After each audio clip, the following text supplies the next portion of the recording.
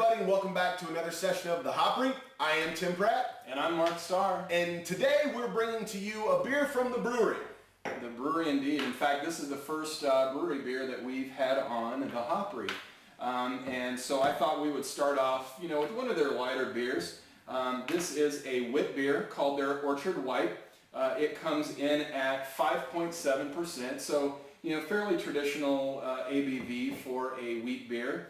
But this one says that it is brewed with a hint of lavender. So I'm pretty anxious to try it. Not only have we not ever had a brewery beer on the Hopry, I've never had a brewery beer. So I'm quite interested by the lavender that's in it. I've had lavender, before. There's a great chocolatier by the name of Christopher Elbow here in Kansas City, and not that chocolate has anything to do with a white beer, but he's got a chocolate that's got lavender in it, and it's one of the, just most original tasting chocolates that I've ever had, so I'm pretty intrigued. He's a really good chocolatier, and as Tim said, it has nothing to do with beer, but we'll put his website up here. You have to at least go and look at his chocolates. They're really great. So anyway, this beer, it does say that it's ideally served at 45 degrees, which is about what we've got it right now. I'm actually going to start pouring some for Tim right now because it looks like after we opened it, it began to want to start coming out of the top of the bottle. You can see I poured that fairly gingerly, and it's getting a really good amount of, that soft white head on the top of it. So, really has, a very Belgian kind of look to me. Yeah, there's definitely a lot going on in this glass. It's a very, I'd say, lively beer. Just a steady stream of bubbles coming up. Yeah. Very champagne-like.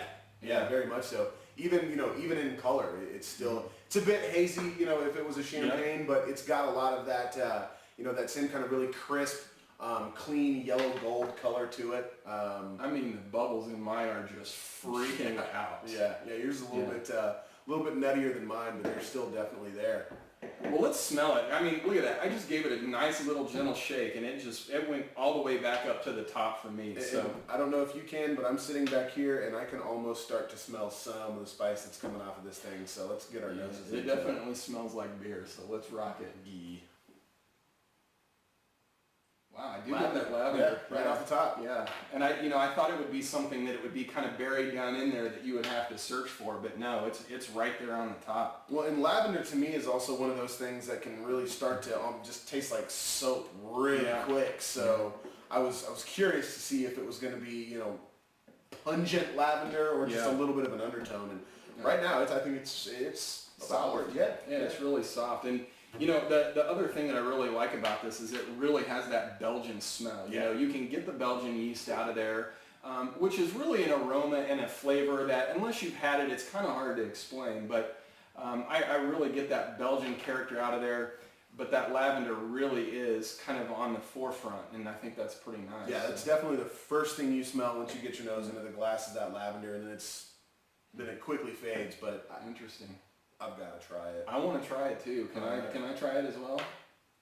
We're going to try this beer. Yeah, it's good stuff. Right off the bat again, lavender. I do get a little bit of lavender. I know you talked earlier about a soapiness, and I almost get a kind of it's the mouthfeel of a soapiness. It's not so much the flavor. I think it's really the lavender. I'll tell you what it is. It's almost an extreme dryness. Mm-hmm. Like this beer is so dry, and it's got that lavender flavor to it that I think that's really kind of tricking our palate. Yeah, as Mark was saying, the dryness in this one is actually a little surprising. It's not dry to the point that it's astringent, right. But it definitely leaves some dryness on the tongue that I wasn't necessarily expecting, and then couple that in with that lavender, it tends to be kind of the prominent flavor that you're getting through it. But this is definitely something that you want to drink in the summer, and they do say on the bottle that it's better the fresher it is. So I think I've had this one maybe 3 to 6 months. So either way, I don't think it's changed the profile that much. I didn't think it would.